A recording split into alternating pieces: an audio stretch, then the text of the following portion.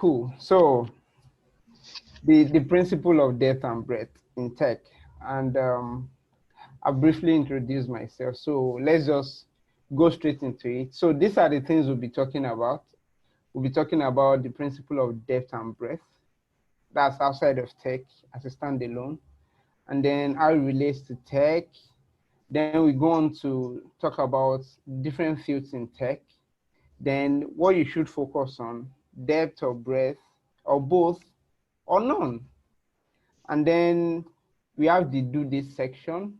So this section is totally out of the context of this talk, but I think it's something that is pretty important for every one of us to know. And then we have questions and answers. So let's get started. The principle of depth and breadth. I'm sure every one of us, or most of us, know this guy here, Kevin Hart. The expression on his face is exactly my expression when I got the invite and then I saw what we were supposed to be talking about. I was like, wow. I need to then start to research about the principle, but it's actually a very good one because principle of depth and breadth is only talking about how deep you are in a particular thing. So say you have chosen a particular career, how much of that career do you know? Or if you are someone who likes to, maybe you're covetous, you like so many things at the same time, and you can't really dedicate much time to one single thing at the same time. So you tend to opt from one thing to the other. So you are a web developer today, you are a Android developer tomorrow, a cybersecurity expert. And because we just listened to the professor and then he told us the opportunities in cybersecurity, some of us are already thinking, man, that is the next field I should go into, you know. So some of us are like that. And it's fine, it's not bad, but it's just that it's always better we know all these things and how it affects us, how it affects our career, and then what we tend to amount to in life. So when I was doing my research, there was two things I could really use to depict this principle. I'm sure most of us are familiar with these two pictures. So the one on the left here is a picture of a well, and then this other one is that of a borehole. So the similarities between these two guys are that the two of them can give us water, and the two of them rather can give us water, and then before you can, the process involved in getting the two of them, you have to dig up a ground, right? But that is about where their similarity ended. Every other thing is different. So talk about the quality of water that these two produces. The quality sorry? Okay, so the quality of water these two produces, the one coming from a borehole is better, has better quality than the one coming from a well. And for a well, we can actually get water faster than we can for a borehole. So what that means is the time we are using to dig down to get the fine water that we need, that will last us for longer. Anybody digging a well would have gotten their water and started probably drinking or using for laundry, right? But then at the end of the day, dry season comes, and then the guy with the well has shortage of water, but the guy with the bowl is now like a king, right? So these two kind of relates to what we are talking about when we say the principle of breadth and depth, right? So if you can take the time, take the resources needed and sacrifice things to like dig deep down into something, you will most likely become an expert in it. You could hear the professor said he has spent 17 years in this field. I'm even thinking about my age. For someone to have spent 17 years in something, then that person must have been an authority in it. And you didn't hear the professor say, you didn't hear the professor say, um, I'm a cybersecurity expert. I'm a I'm a web developer. I'm an Android developer. I'm a systems programmer. He has a particular field is specialized in, and he has spent 17 years in it. So this thing is not a joke. And some of us sometimes we feel probably for quick money, okay, let me go into tech and get the quick money out. And at the end of the day, you feel like, why are things not taking the right turn that I've envisaged, you know? So these are the principles that guide it. If you can spend enough time with a thing, then you can become an expert. But if what you need is the quick gain, just like you can get quick water from the well, then that's what you get. And so talking about principle of depth is what I've explained. So if you want to know so much about a particular thing, then you have to be able to sacrifice your time, your resources to be called an expert in that thing. If you can't do that, if you can't follow this simple principle, you can't become an expert in it. It's just as simple as that. So the flip side of this thing is, if you like so many things, like every shiny things that come around, you love them and you like to have a taste of it. Um, you like iPhone today, you like Android tomorrow. So you want to develop for Android, you want to develop for iPhone, you want to be a cybersecurity, you want to go into AI, right? You can actually get little knowledge about all these things within a short period of time, but then you will not have any footing in any of them. So that is what these principles are talking about when we say that of depth and that of breadth. So yeah, that's it. And bringing this into tech. So the truth is, when we think about tech, tech is we've gone past a stage where we say tech is only exclusive to this field. Actually, right now, anything that you can see humanity, you can see tech. So you can, anything you can think about that humanity is involved, you can see tech. So in like maybe 2 decades ago, there was nothing like there was AI is not as relevant or as popular as it is right now. And when we talk, I attended a conference where a guy was talking about how they are trying to hack into diabetes, especially for the very critical type of diabetics, how they are using data that they've gathered over the years to develop a new technology that will, you hear the professor say non-invasive technology. So that's what they are trying to work on. But because they were trying to do, they are able to do that because they've been able to gather so enormous amount of data over the years, right? And without that, they won't be able to say they want to develop that technology because it's a mission critical thing. And then any mistake from that can lead to death. It could be fatal. So there is no better field that this principle relates to better than tech because it is so diverse. If your mission is to get a little taste of everything, trust me, your desire will be fulfilled in this field. But if your mission is also to become an expert in, say, maybe cybersecurity, artificial intelligence, or just web technology or mobile devices or systems programming, right? Your desire, trust me, are going to be fulfilled. So it's a very diverse field, and we'll have a very succinct analogy on the next slide that we'll be able to draw from. I'm sure most of us know or have heard about WordPress, right?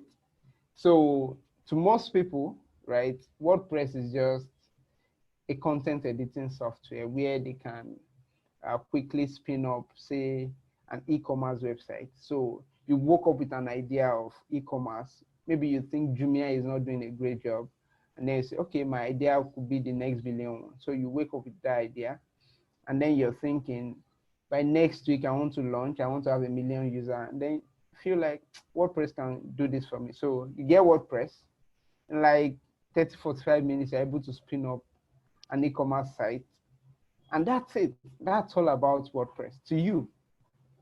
Whereas there are some other guys who build the tools you are using, right? These are the guys who have gone deep into what WordPress is, and they've taken the time and the pain to learn all the technology behind it, such as HTML and CSS, databases. They think about the system design and the backend language like PHP, right? So these are the guys who have gone so deep into it, and they are the ones that are building the theme that the content editors are using to quickly put up an e-commerce site in like 1 hour, right? But to the e-commerce guy, it feels, since this is all there is about WordPress, why not learn something new? So it goes on to learn maybe Drupal or Joomla or Bootstrap. You get, so and most of these things is learning, is just getting, scratching the surface and living. So where the things become very sweet, it misses out on them. And then let's say tomorrow WordPress ceases to exist, the content editor guy ceases to exist with WordPress. But this other guy who learns the backbone of what WordPress is built on can create something new, can create the new WordPress, right? And then the content editor at the end of the day will be at the mercy of this guy who has taken the time to learn the proper way, right? Because most of the time we have to be able to say, decide what we are willing to give for what we want, right? So that is how the principle relates to tech. It's not actually bad if your end goal is to maybe get quick money or you just want to make ends meet. It's not bad. I won't judge you. In fact, nobody will judge you. And as a matter of fact, you have your own customers, you have your own clients. But we are saying, if you want to go far in this field, you have to take out the time to see what you want and then take the time to learn it the proper way, right? And there's no way we can talk about this thing that won't mention the different fields that we have in tech, right?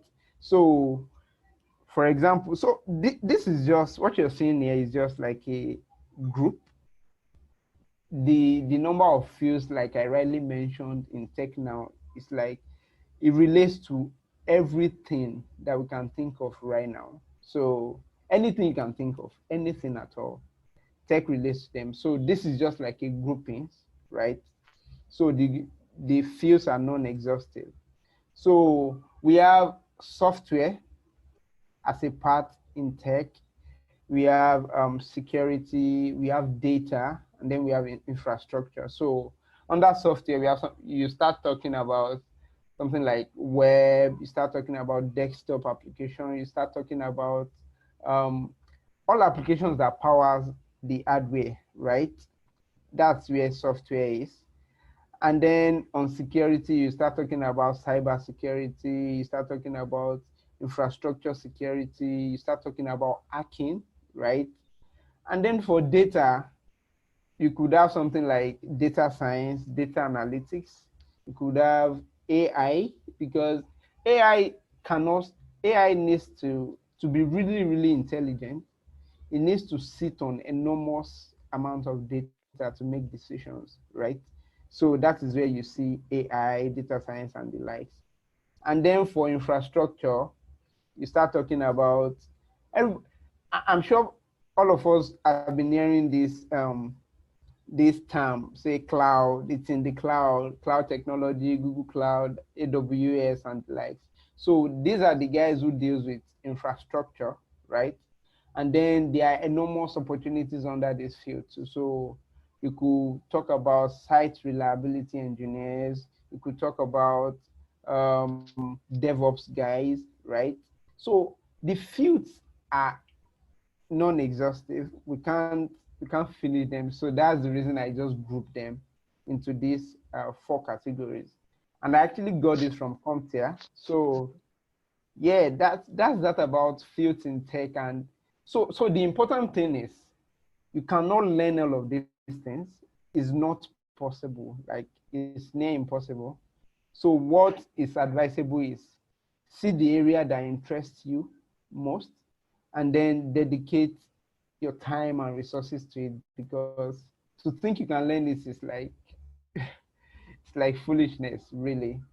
And so what should you focus on as a person who is, maybe you're trying to just come break into tech, or you've been in tech for a while and you are still struggling to find your footing. So the most important thing I need us to get from this graph is, you see these 2 guys that are colored white. Please don't don't even think you should be in this area. So we have the deep and white guy. What this means is there is this guy who knows so many things, and then he has in-depth knowledge about all of them. Unless you're a robot, maybe you're programmed, then if you are human, you can't possibly do this. It's unachievable. And then we have the narrow and shallow guy. So if you have any friend who is in this narrow and shallow category, please run away from them. So because these guys are the ones who know, all they know about WordPress is it's a CMS, and they also know Joomla to be a CMS. They know all versions of operating systems, and that's about it. They can't even drag and drop, right? But they know so many things in tech, just at the tip of it. So please run away from them, because most times you tend towards becoming someone like that too. But then these 2 guys are our main focus for the night: the deep and narrow guy, and then the wide and shallow. So the wide and shallow is the one who knows so many things, and then he just know them to get along, right? So he's the one who know WordPress to be a content editing tool. Is the one who knows a little bit about front end. Is the one who know a little bit about back end. Like, you can practically call him for anything. He will give you insight about them. But then if you have a mission critical system to build, so for example, you are thinking of, we all saw the guys that flew the Crew Dragon of SpaceX just a few weeks back.